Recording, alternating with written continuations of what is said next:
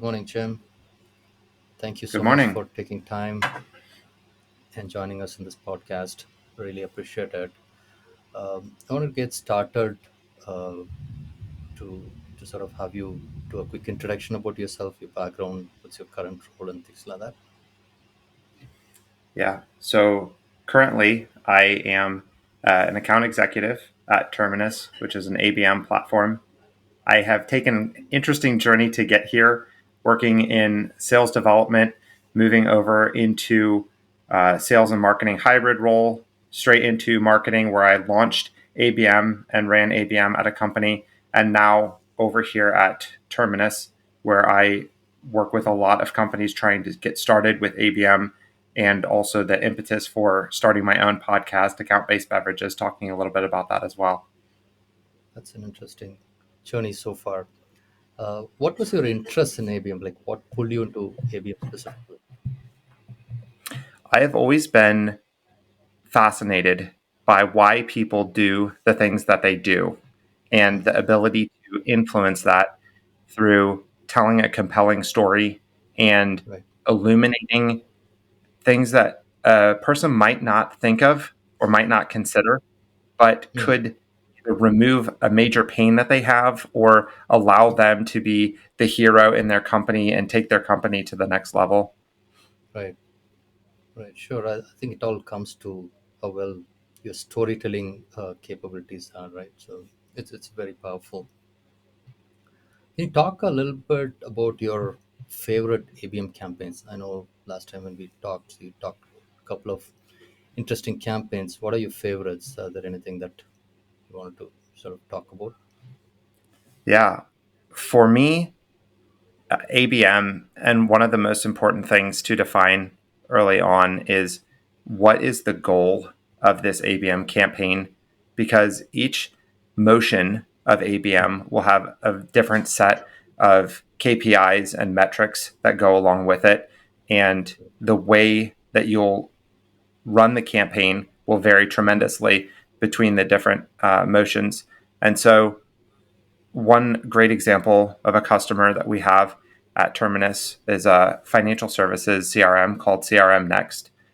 They ran a campaign based off of the reality TV show The Bachelorette, which, if Hmm. you're unfamiliar, there's one girl and there's a group of guys that all try to woo this girl and get her to fall in love with them. And at the end of Hmm. each episode, she hands out roses. And if you don't get a rose, you don't move to next episode. CRM Next decided to have a play on this reality show, calling their campaign the Banklorette because Hmm. they're servicing banks mostly. And what they did is they had their top target accounts see these ads. They would click on the ad and go to a landing page. And here's Hmm. CRM Next and their biggest competitors, all as these candidates trying to vie for that rose, move on to the next round. The smart play that most people didn't understand in this brand awareness campaign is when Hmm. you go to the landing page, a property that Hmm. CRM Next owns, they Hmm. are capturing data about which of your competitors you are Right. most interested in. So Hmm. then they can move from that brand awareness campaign into a building Hmm. pipeline campaign.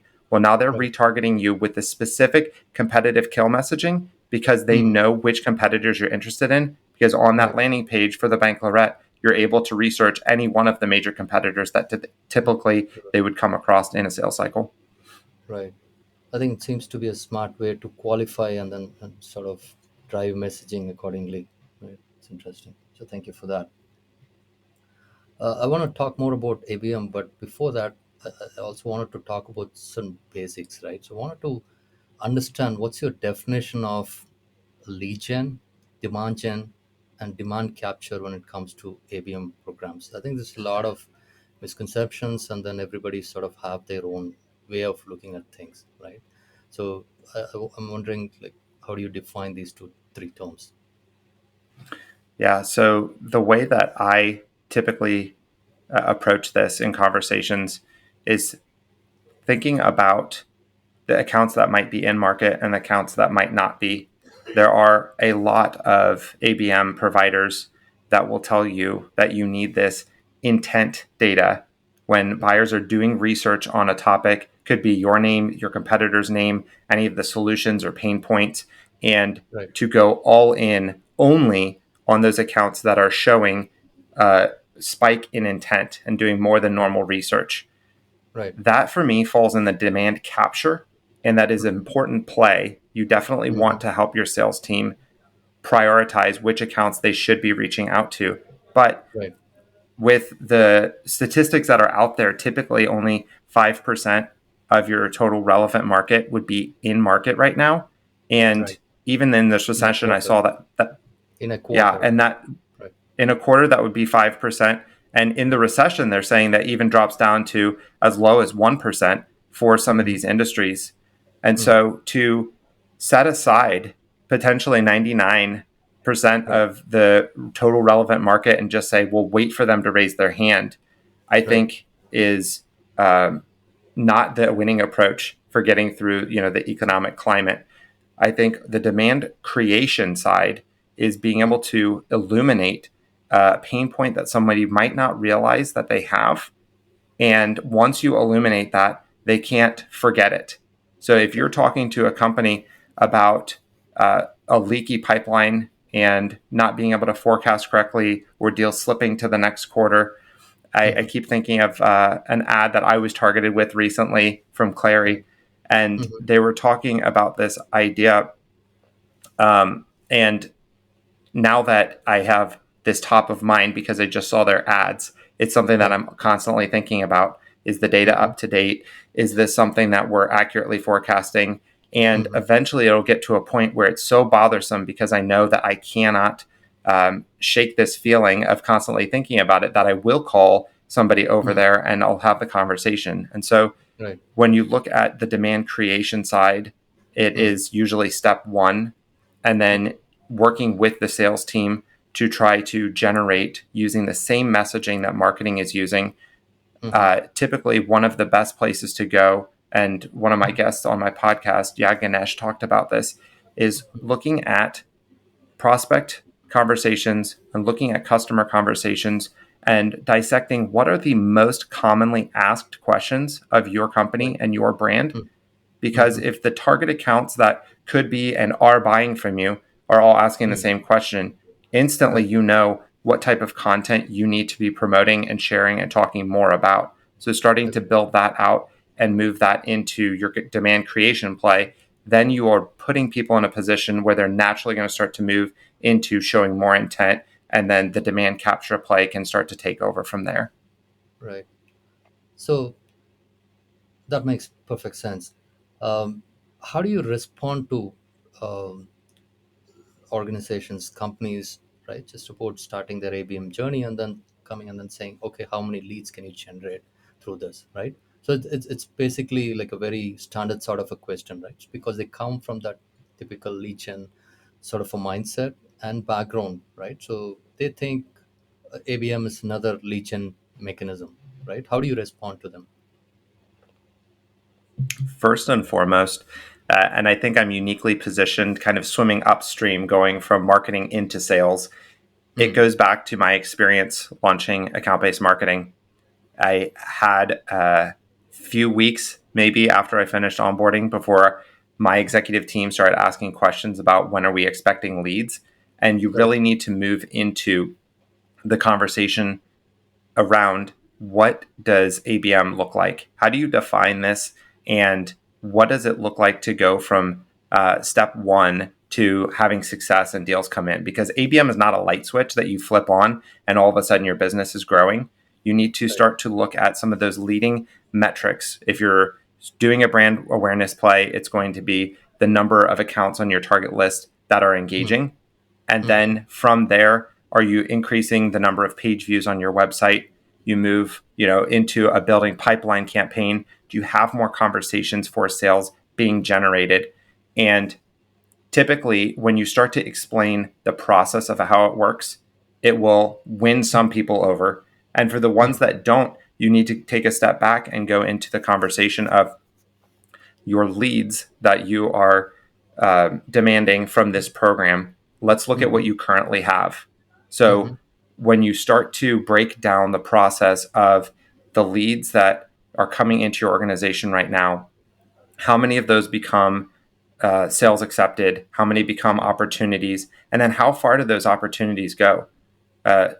Refine Labs has been talking a lot over the past 6 months about this hero pipeline for Mm-hmm. high intent revenue. And when you look at the high intent, it has to have a 25% chance or better of turning Right. into revenue if they're going to Mm-hmm. consider that hero pipeline. So if you go back to your accounts and your leads that are coming in, and you start to look at how far through the process do they go, what percentage of those actually win, that will give you a Mm-hmm. better level set on how important are leads. Because ABM 100% does generate leads, but if you're Right. just looking for quantity over quality, then this Mm-hmm. is what I consider CBM, which is check the box marketing. If you're just trying Right. to check a box and generate leads versus running a true account based program, then you need to understand there's going to be a give and take with the number of leads that come in versus the quality and how many of those actually turn into revenue, which is the goal at the end of the day. Right. It's sort of a cultural shift, right, within the organization, right? So if they are used to high velocity, high volume kind of a play, right, and for management, for example, to sort of accept that, okay, so the number is going to come down, but the quality of that number is going to be better than before, right? So I think that articulation is something that needs to happen. And I think it can happen when, let's say, there's some kind of a crisis, right? So let's say they're not able to convert, so the older techniques are not working, and hence everybody wants to shift, and hence ABM is the next best thing everybody thinks of. It might be easier for the teams to go and then convince. But let's say in a setup uh, where things are working, maybe not as effectively as before, but it is working, right? Now, for some companies like that, where for the marketers to go and then rationalize, right, and explain the importance of ABM and how this is going to be a slow process, but it's going to be a good long term kind of an initiative. So, hence, you invest, right? So, that I think it does not sell everywhere, right? So I think once you sort of experience and taste blood, and then you want to make sure that the last drop is sort of extracted, right? So, and for typically, if you are a B2B marketer, ABM is something that's on your mind, top of your mind, and hence you wanted to, right? You as a marketer understand, but you don't get the buy-in, right? So, have you come across any cases like this, and how have people sort of overcome and then convinced their exact team or anybody who's the decision maker?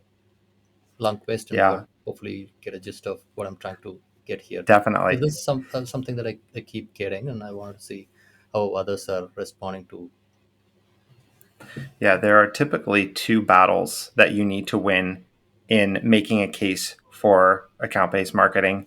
One is getting executive buy in, and the other is getting sales buy in. Right. Because even if you are able to sign a contract with an agency or a platform, if sales doesn't actually use the platform or take action on any of the insights you're sending their way, then it's doomed to fail. So Hmm.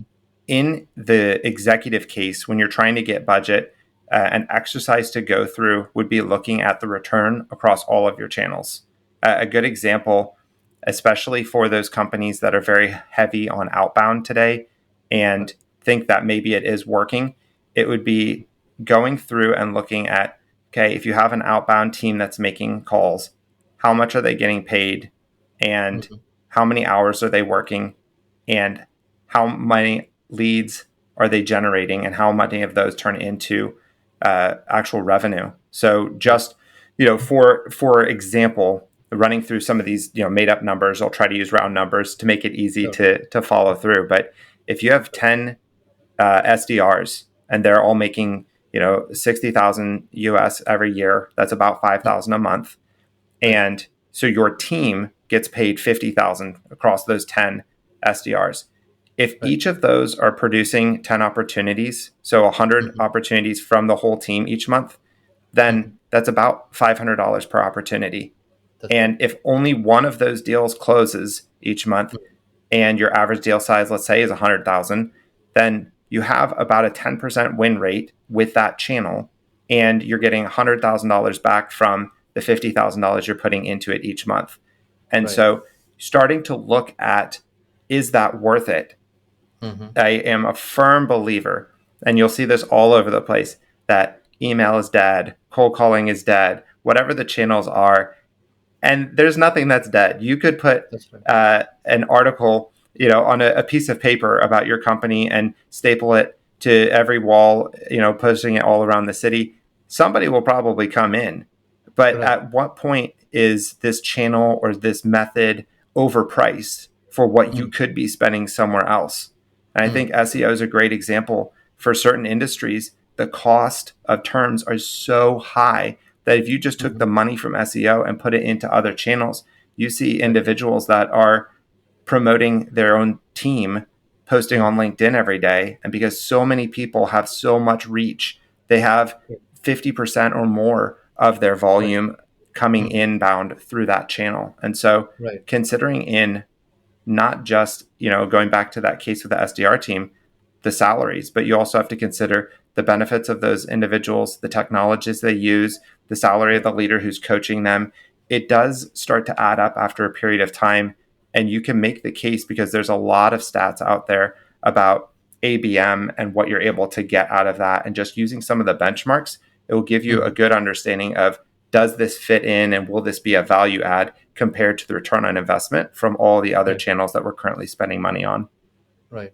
So the budget reallocation, I think that's a good strategy, but it's also high risk, right? So this is like saying nobody got fired from when they bought from IBM, kind of thing, right? So when things were working, right, maybe it's not as good as it was before, but for you to go and then say, okay, stop this SEO investment, take that and put it in your new program, which is ABM, right?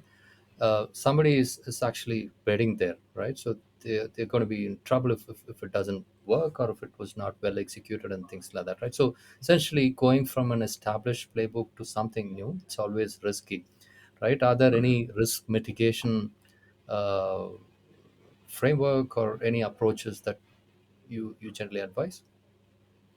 Yeah, I am a firm believer, and this comes a little tongue in cheek, being a salesperson that sells ABM technology.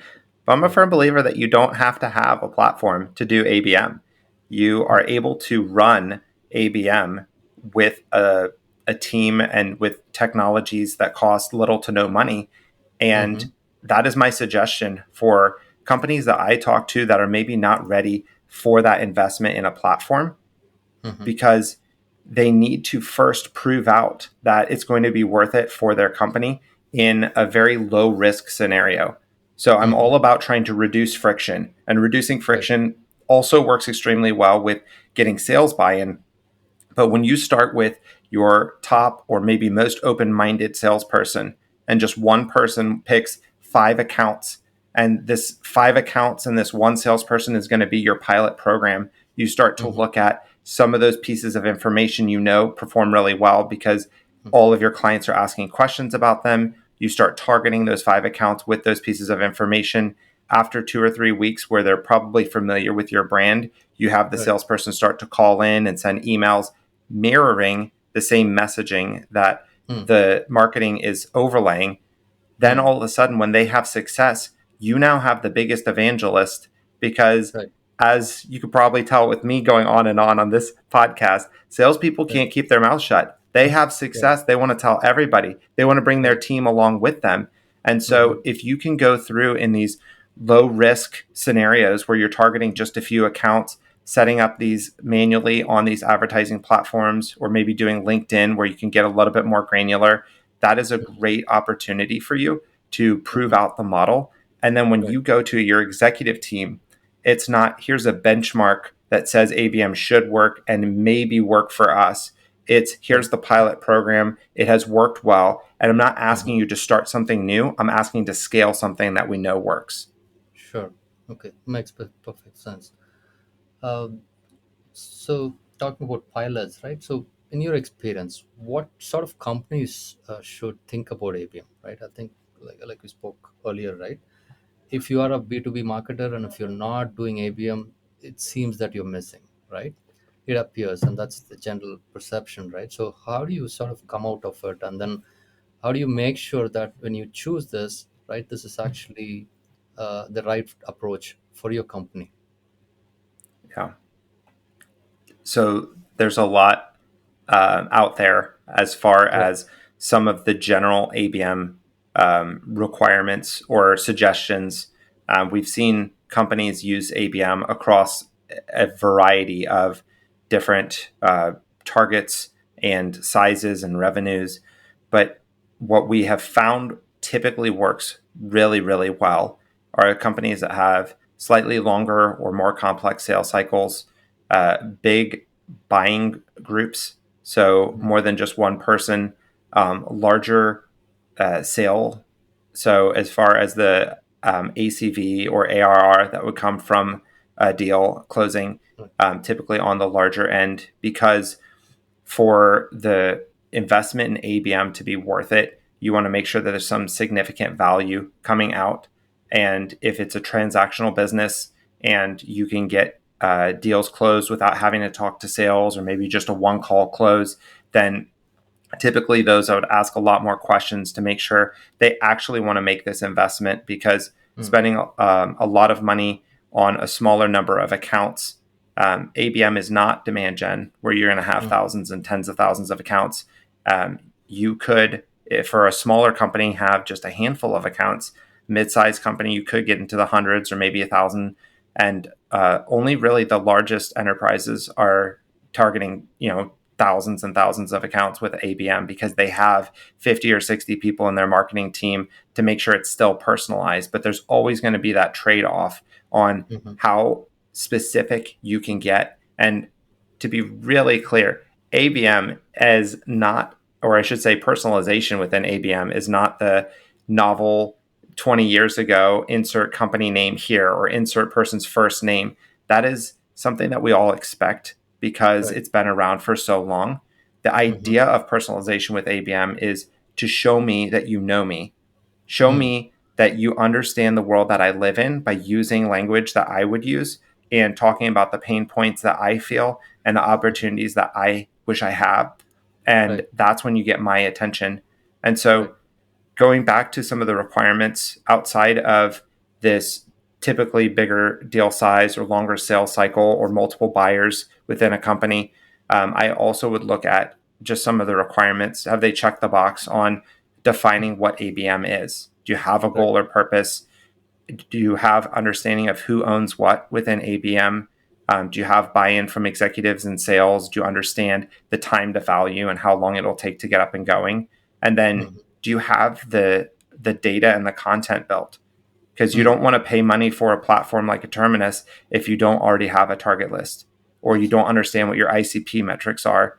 And Right. then you don't want to obviously spend a bunch of money targeting accounts if you're just going to be sending them to your homepage on your website. You need to Right. have the landing page, you need to have the downloadable content or the webinar or wherever you're going to send them with that call to action. And Right. once you have all of those pieces together, it does make sense to start building that business case, running that pilot to see what works. Mm. But in general, that's what we found. Having some of those boxes checked and obviously falling into a few of those categories where most of the companies that have those longer sales cycles or bigger deals would see success with ABM. Sure. Are there any hard numbers or ranges that you typically use to qualify, for example, in terms of, let's say, the deal value, the sales cycle time, right, and things like that? As far as hard numbers, it will really vary between accounts. I always struggle with putting numbers on. Now, typically, if it's under $30,000 sale, then I would start asking more questions, um, because it might be a more transactional business. Mm. If Mhm. it's they're only targeting one person, or some of the times their target market is very large but very small companies. And so Mhm. if you're a type of person that you want to be targeted, but you also want to target every single person selling insurance or every single person that is running real estate, and I own my own business, but I'm part of a greater organization.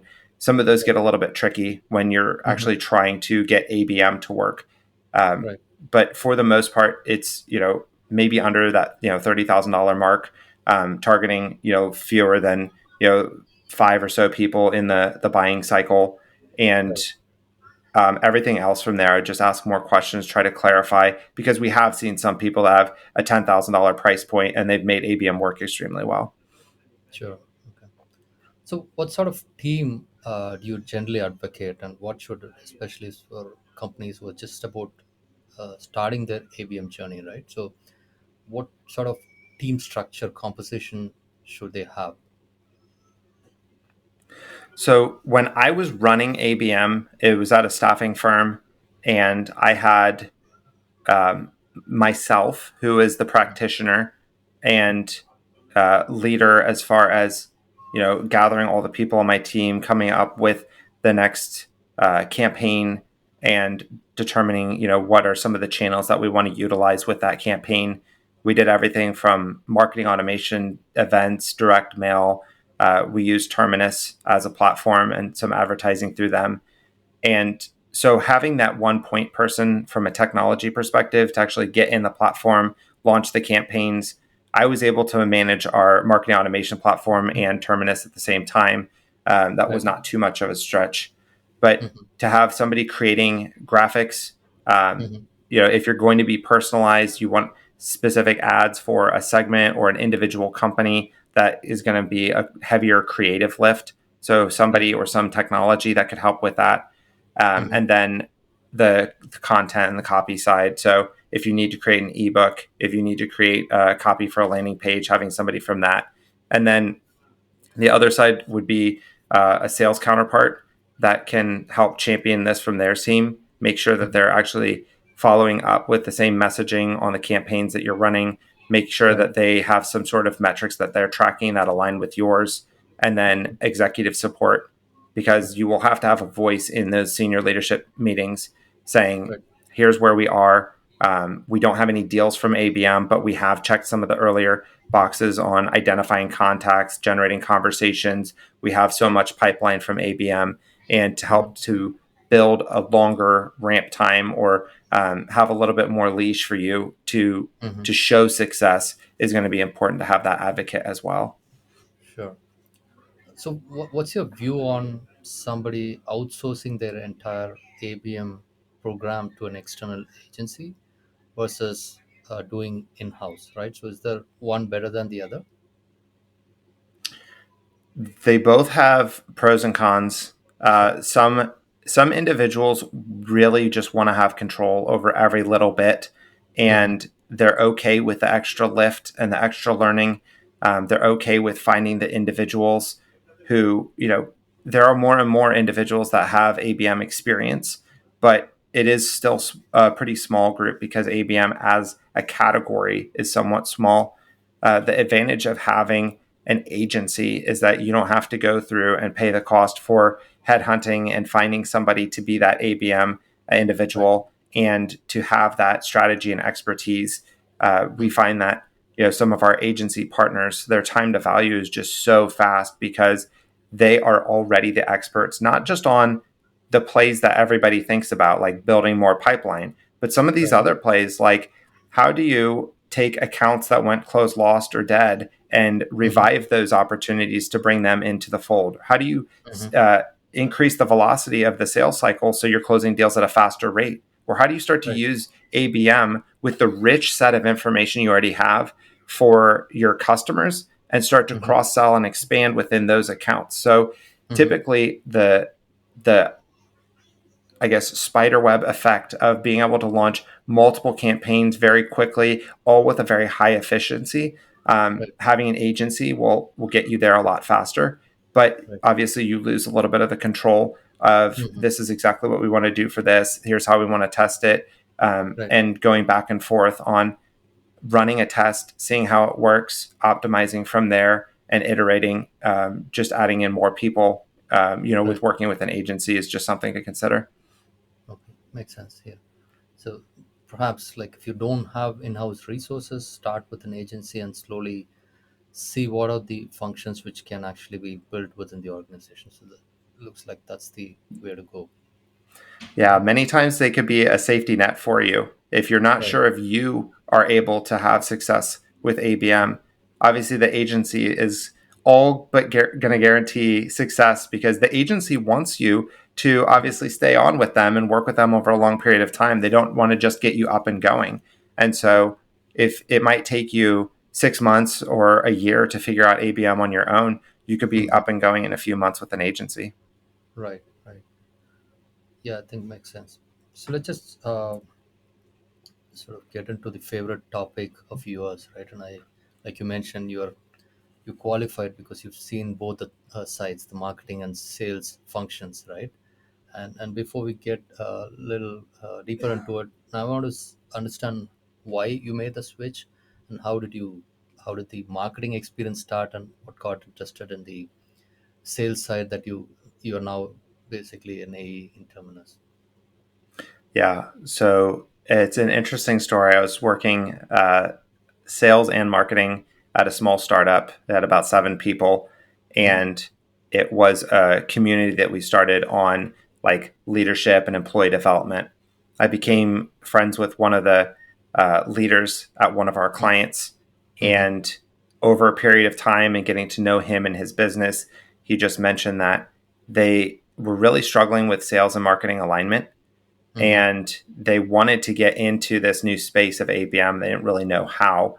And Okay. he knew that I had some, marketing experience working with marketers, doing a little bit half and half with sales and marketing at that role that I was currently in. And so he just invited me into his company to head up the ABM effort. So I came over there as director of marketing. I was already really good friends with the sales leader, and I knew that he Mm-hmm. and I would have a great relationship in championing this together. And we were able to run that for a year over COVID getting started. So, Mm-hmm. as we had some of our campaigns with events and direct mail, as things are getting sent back to us or thrown in the trash, because nobody knew with COVID if any of these direct mail pieces had the virus on them. Right. We saw that start to tank as far as those channels. But Terminus was really a blessing in having just finished onboarding with them. I was able to just Mm-hmm. move my budget over and start to target people from a digital perspective. And we saw an uptick very quickly with Terminus. And Mm-hmm. so, over the period of time when I was working with Terminus, we had a lot more conversations generated. We ended up having a very large deal close in the fall that put us over 1,000% return on our investment. And it was about a month after that, I ended up reaching out to my client success manager saying, out of all the things that I do in my job, this is the most interesting. And Sure. I want to know if you can make an introduction to your team because I would love to come over there. And Mm-hmm. so I started talking to the Terminus team. They found that, having a sales role where I could talk with my marketing experience would be just such a value add. Right. And so I came on over and I've been here for about 2.5 years now. It has been so much fun and so fulfilling for me being able to advise people on how to get started, but also tell people when maybe it's not the right time to get started, or there might be, another approach that would work better for them. I Right. pride myself on the ability to be helpful first before just Mm. thinking of myself and, some quota I could attain. I know it'll come at some point, but Right. not forcing anybody into my sales cycle, just like Sure. any of our customers should not be trying to force people down a funnel, putting them Right. into campaigns if the timing doesn't make sense for those targets. Sure. Sure. Makes sense. Absolutely. So now I think sales marketing alignment is sort of a holy grail when it comes to ABM, right? And a lot of companies struggle, right? Especially as the companies are bigger, right? So culturally, right, internal frictions and whatnot, right? It's very very difficult, right? I think theoretically you can say it needs to happen, but practically it doesn't happen, right? Everybody acknowledges, right? Yet people are making investments on ABM, right? How should those companies, maybe in startups, when companies are small, right, and things are easier.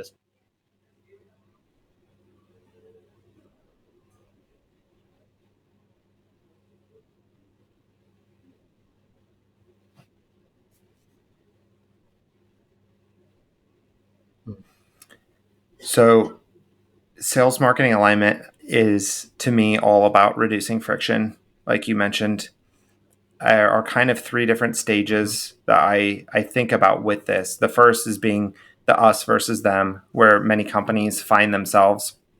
And this is epitomized by the fight over who gets credit for a new Right. opportunity that's created or a deal that's closed.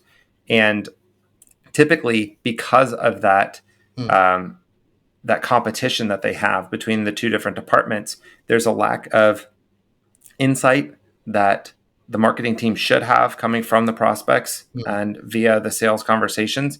And there's a lack of follow up from sales.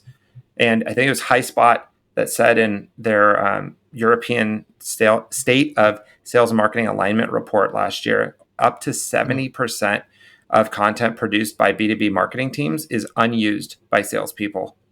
And so having that as kind of the first stage, we're trying to move people from Mm. there to the second stage, which I would call is like the service level agreement or SLA driven alignment.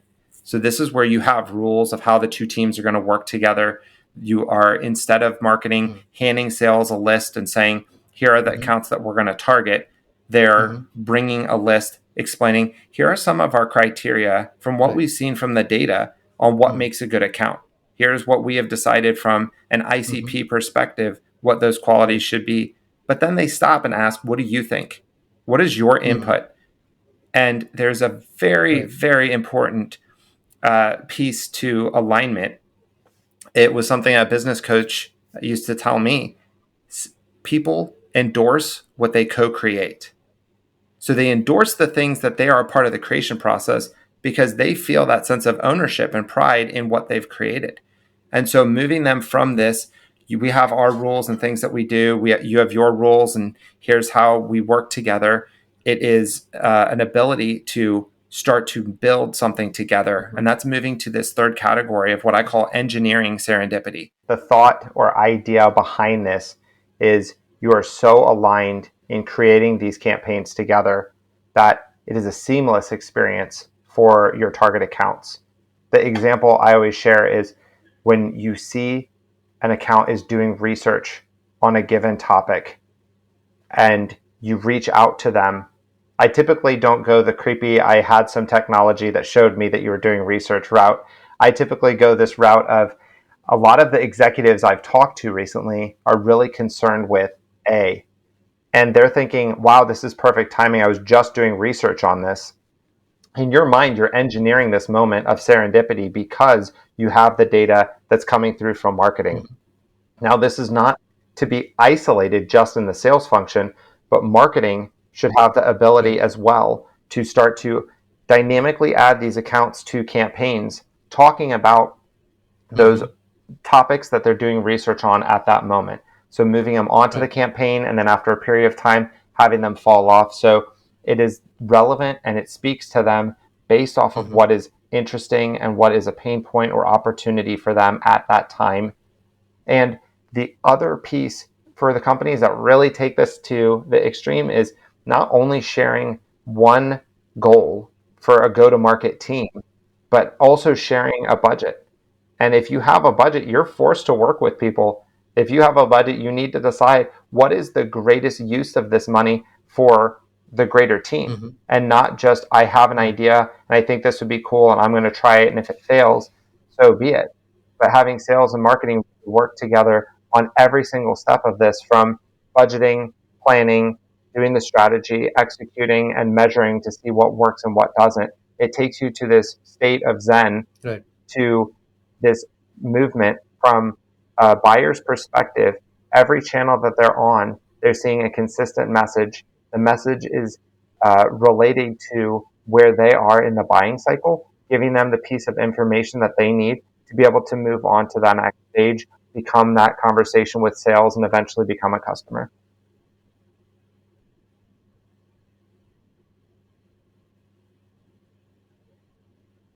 Mhm.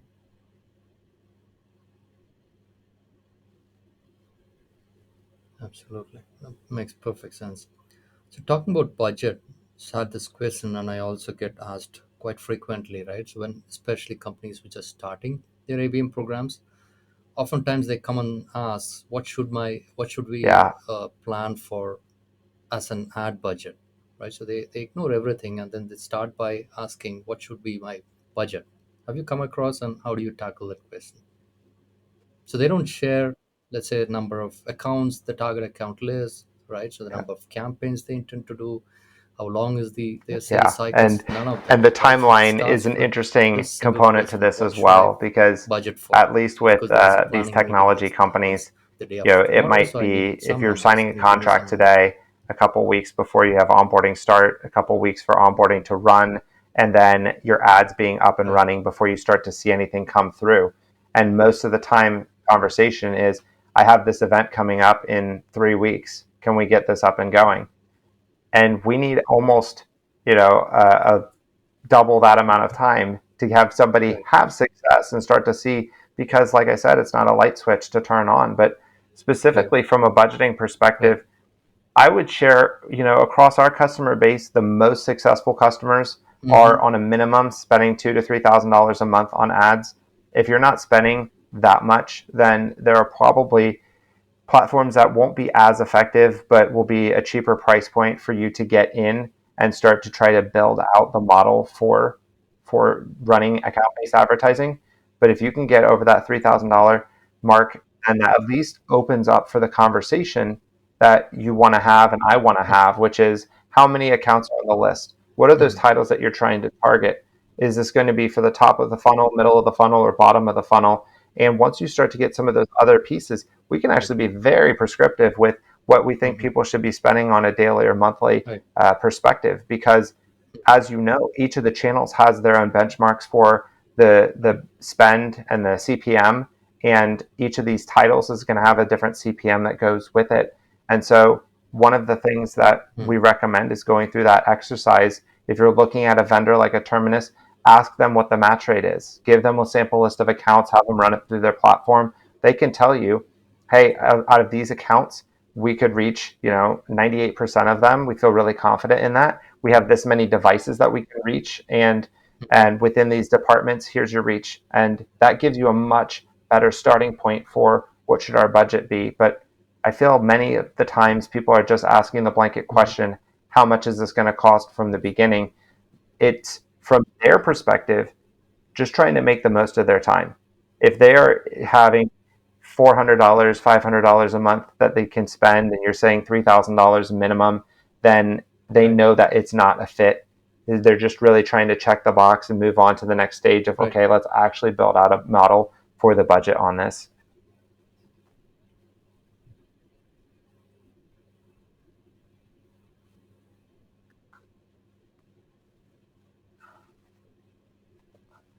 Right. Right. No, I think it's also the other thing, other misconception, that account-based marketing is account-based advertising, right? Ignore all other channels and think ads alone can move the needle for them, right? So especially uh, first-time ABM practitioners or somebody who's not Yeah, there had are experience before, typically right? two So they directions think that I of find people come ABM and to ABA ABM. as synonymical One is sort of a term. on the very, Have you come very across, massive and what do you side. tell You're to talking those about the folks? top companies in the world. They can spend hundreds of thousands of dollars on a single account to create these very customized experiences, ones that are unforgettable, because that one person at that one account could determine a huge portion of the company's growth for this next quarter. Mm-hmm. Trying to get them to a point of scaling that and doing what they view as unscalable, to take maybe this one person and everything that they know about them, and trying to step it down to what are common qualities that people in their role at similar companies might have. Maybe we're now at a point where we can Mm-hmm. launch this as a campaign. And then from the smaller perspective, exactly what you mentioned, people with a demand gen background want to come this and treat ABM as demand gen 2.0. And you can find out very Mm-hmm. quickly in conversations with them, how do you envision ABM at your company? Well, we're going to put tens of thousands of accounts on these advertising campaigns, send them to our website, have them convert on the same forms that Mm-hmm. they're already not converting super well at. And they assume that this is a silver bullet because you have just a set of accounts versus everybody. that, your next door neighbor might not have been working for the past 20 years, or it might be a child, somebody that's in school Mm, still. They think that just because you're targeted, you'll all of a sudden have growth. And it's so much more than that, because just because you know that they're of working age at these list of companies doesn't mean that you mm, have the type of motion that will resonate with them. One of the best campaigns that I ran at my right, last company was right. these roundtables where you could get a group of people in, and you have them supply the questions that they want their peers to answer.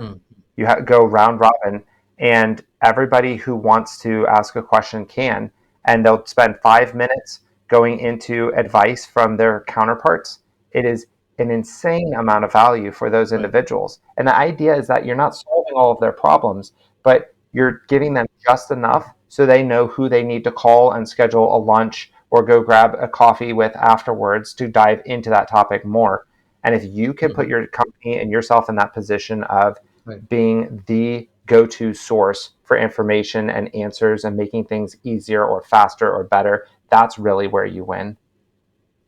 Sure.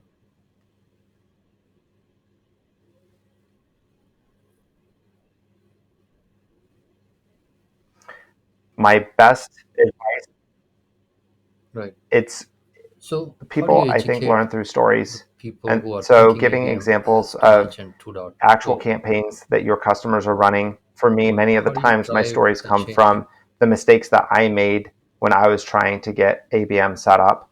And if they can learn from those, and many times it could be you started out yourself when you got into ABM trying to run it as demand gen, showing them all of the traps that they would fall into during the story of all the traps that you did fall into. And then they can learn from your mistakes and start from square two instead of square one on this journey.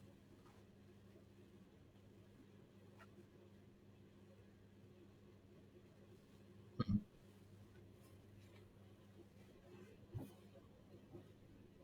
Right. Right. Makes sense. Last couple of questions. I think I know we are approaching the top of our intent. I think you touched upon it, right? So, how important is to have access to buying intent, right? These days, I think ABM and intent is almost talked synonymously, right? So you can't do ABM without So intent, right? Is this a there is must, intent at people's fingertips or that they don't is it more realize. And an I do option think it's a must, that people but can I do not choose think and it then is a maybe even silver choose bullet as later? many describe it as.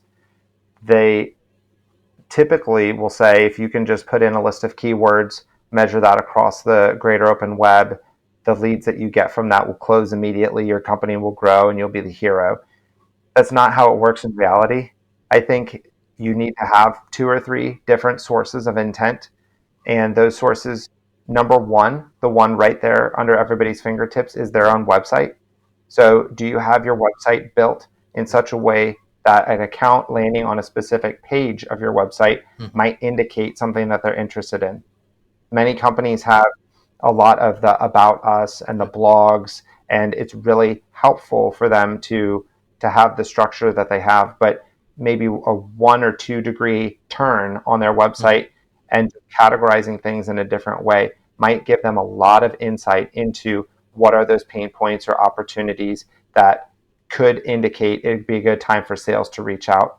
So that's one Mhm. source. Another would be through some of these data providers. There's keyword intent and topical intent, and probably a conversation for another time diving into all of that. But many really strong signals come online from people just doing research, downloading white papers, attending webinars that you would have access to with the right intent provider. And that just is another layer on top of the website traffic. And so starting to get into some of those pieces will help you be a little bit more personalized, because you have a better understanding of what do people care about and how do I create a message that will be Right. meaningful to them. So the last thing I'll leave with on this topic is if you have not already, go through this exercise that I did when I was starting out with ABM. I took my top 100 targets. We called Right. it our Dream 100. And I looked at, out of those 100, what are the intent topics that the majority of them were surging on? For us being in staffing and being a minority owned business, we Mhm. found that our ability to staff diverse lines of people from different parts of the world was our greatest value add. And also, it was the highest Sure. surging topic out of all the intent topics. So when I Hmm. created a campaign off of that intent topic, we literally tripled our click through rate because I'm hitting Right. people with the message that's meaningful at the right time for them. And so it would be a great exercise for companies to run and look Mm. what is the highest performing content on our website, what are people searching online if you have access through a provider, and start to understand what kind of content you need to double Right. down on.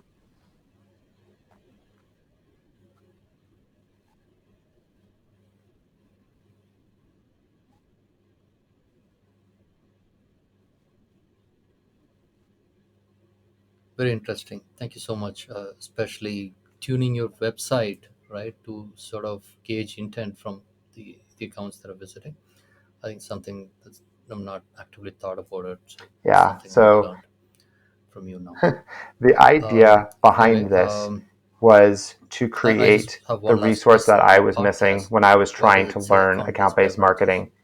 There are What does a beverage lot of indicate? great resources online, but to sift through longer episodes and to try to find a one or two nuggets in there and to hear things that are Mm-hmm. very 30,000 foot pie in the sky view versus a real practical example in a 5 minute format is what I needed because I didn't have a lot of extra time. And so I decided when I got over here and had some of the conversations, Mm-hmm. heard the same questions that I was asking just a few months earlier, that I needed to create that resource. And so the idea is that all the episodes are around 5 minutes, and we have the one piece of advice, and then we have the human element because companies don't generate Mm-hmm. an emotional response. People don't have that affinity toward brands. They have affinity Mm-hmm. toward people because it's the human connection.